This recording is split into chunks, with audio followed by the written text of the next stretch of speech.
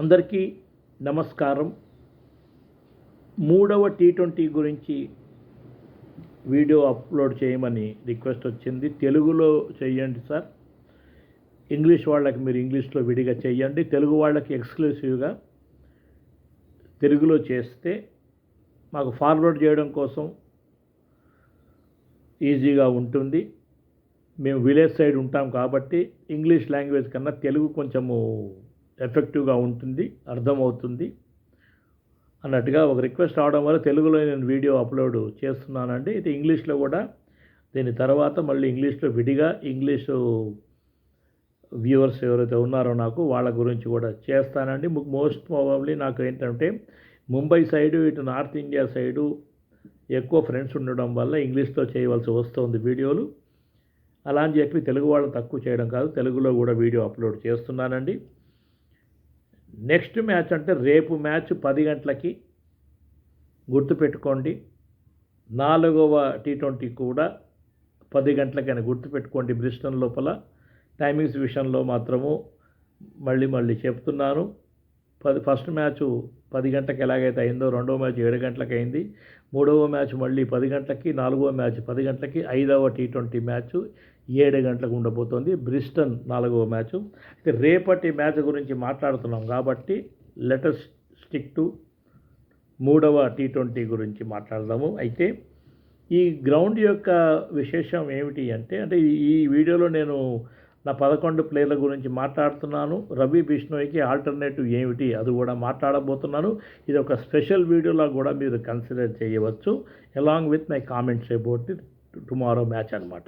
రేపటి మ్యాచ్ గురించి ప్రత్యేక కామెంట్స్ కాకుండా, నా ప్లేయింగ్ 11 కాకుండా రవి బిష్ణోయ్కి ఆల్టర్నేటివ్ బౌలర్స్ ఎవరున్నారు యంగ్స్టర్స్లో తీసుకొస్తే బాగానే ఉంటుంది టీంలోకి అనే ఉద్దేశం. ఇది కరెక్ట్ టైం అనమాట.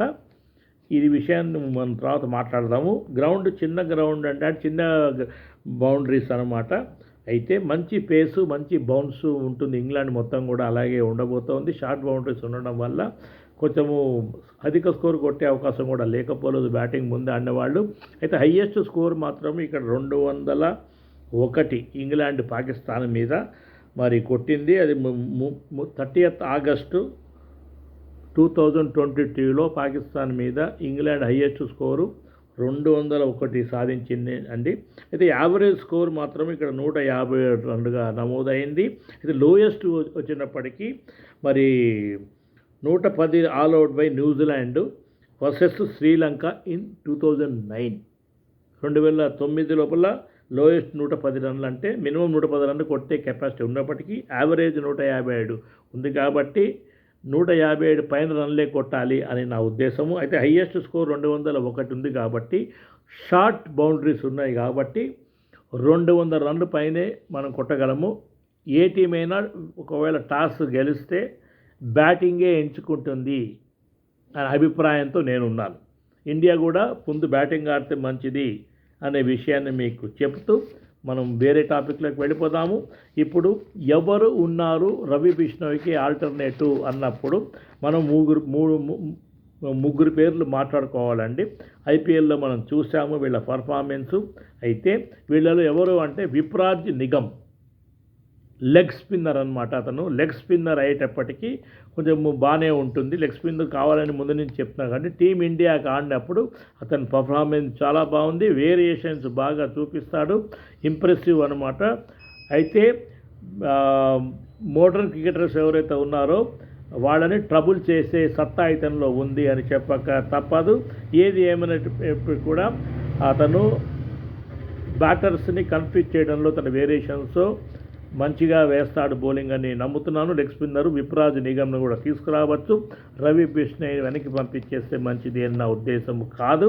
అయితే ఆల్టర్నేటివ్ గురించి ఆలోచించినప్పుడు స్టాండ్ బై ఒకటి ఆలోచించాలి కాబట్టి ఈ 3 పేర్లు నేను సెలెక్ట్ చేసుకున్నాను. విప్రాజ్ నిగమ్ ఒకటి, మానవ్ సుతర్ కూడా అతను slow left arm orthodox spinner.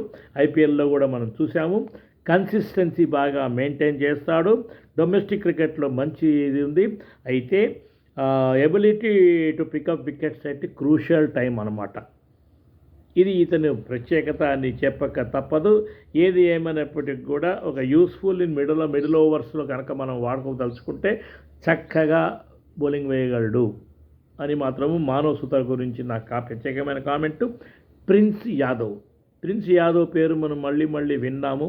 మన ఐపీఎల్ లోపల ఎటువంటి బ్రేక్ త్రూస్ ఇచ్చాడో మంచి క్రూషియల్ టైంలో ప్రిన్స్ యాదవ్. అతను కూడా ఏంటంటే ఆల్రౌండర్ అనమాట. రైట్ ఆర్మ్ అతను రైట్ ఆర్మ్ స్పిన్నరు. అయితే బ్యాటింగ్ కూడా ఆడగల సత్తా ఉంది.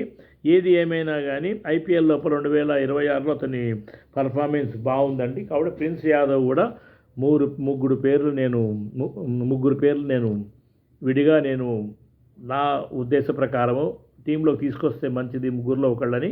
ఒకవేళ రవి బిష్ణోయ్ కనుక ఒకళ్ళు కంప్లీట్గా డ్రాప్ చేసి సైడ్ ట్రాక్ చేసినట్టయితే ఈ ముగ్గురులో ఒకళ్ళని తీసుకుంటే ఇది కరెక్ట్ టైము అని చెప్పక తప్పదు. అయితే 4వ ఆప్షన్ రిస్క్ ఉంది తీసుకోవడము, ముందు వీళ్ళకి అవకాశం ఇవ్వచ్చు అనుకున్నప్పుడు యజువేంద్ర చాహల్కి ఒక ఆఖరి అవకాశం ఇస్తే మంచిది. యజువేంద్ర చాహల్ తెలివైన బౌలర్ అండి. మంచి కోఆర్డినేషన్ ఉంటుంది వికెట్ కీపర్ తోటి. దాని ప్రకారం అతను వేరియేషన్స్ వేయగలడు.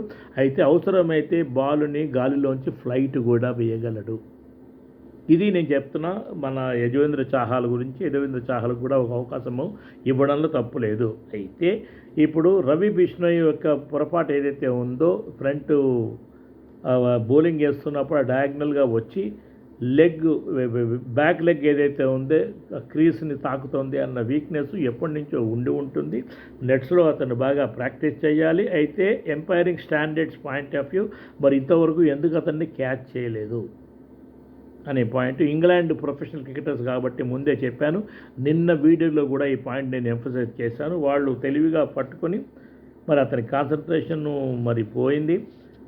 అతని కాన్సన్ట్రేషన్ మొత్తము తన కాలు మీద పెట్టి ఆ ఓవర్ స్టెప్పింగ్ కాకుండా వెనక క్రీస్కి మరి లైనల్ లెంత్ కోల్పోయేటప్పటికీ 29 రన్లు ఇవ్వడం అంటే అది Indian bowling point of view, Indian bowlers highest runs in over given అవే అనమాట. ఒక రన్లో 29 ఓవర్ ఇవ్వడం హయ్యెస్ట్ ఒక ఇండియన్ బౌలర్ ద్వారా అని ఒక రికార్డు కూడా స్థాపించాడు అతను. అయితే 3 ఆప్షన్స్ నేను చెప్పాను: Vipraj Nigam, Manav Sutar and prince Yadav. Otherwise better to call back Yuzvendra Chahal, experienced contender అండి.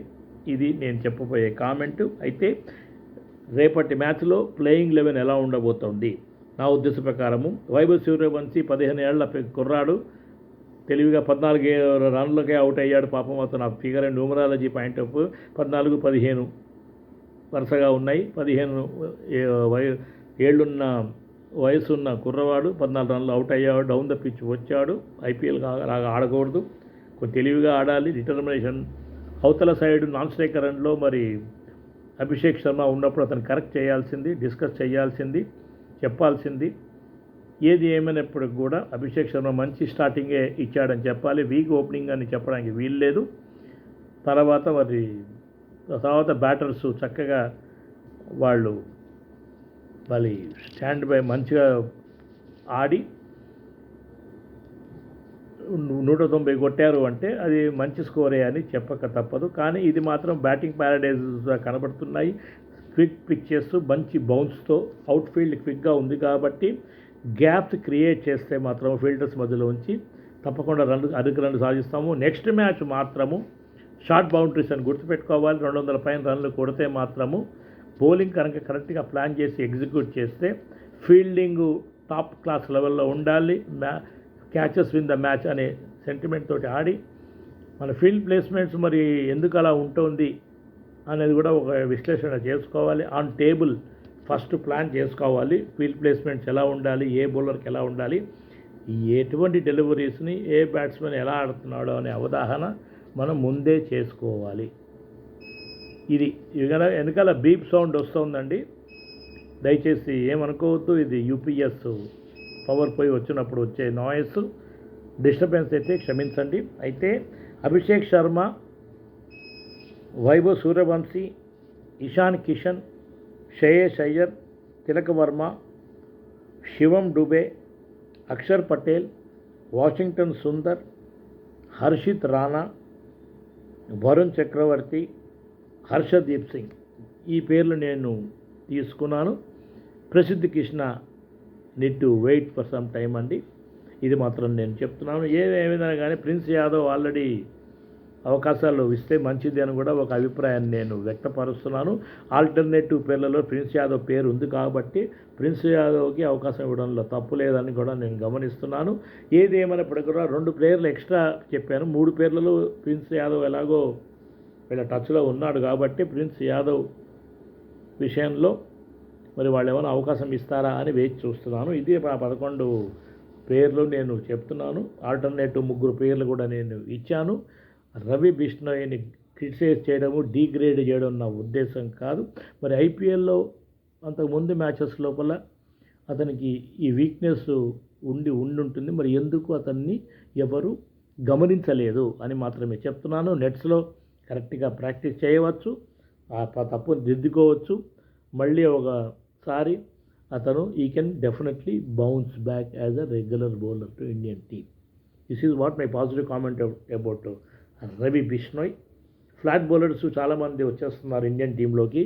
We require a flight bowling వేసి బ్యాట్స్మెన్ టెంప్ట్ చేసే బౌలర్ కావాలి. డౌన్ ద పిచ్ ఇన్వైట్ చేసే ఎక్స్పెన్సివ్ అయినప్పటికీ అతన్ని బ్యాటర్ని కొంచెం కన్ఫ్యూజ్ చేసి ఆదిల్ రషీద్ ఉన్నారు, ఎలాగ బౌలింగ్ చేస్తున్నాడు అలాగ మనం కూడా గమనించి అవతల బౌలర్స్ ఎలా వేస్తున్నారో గమనించి మన బ్యాటర్స్ ఎలా అవుట్ అయ్యారో గమనించి దాని ప్రకారం కూడా మనము మన బౌలింగ్ని సరి చేసుకోవాలని నా ఉద్దేశం అండి.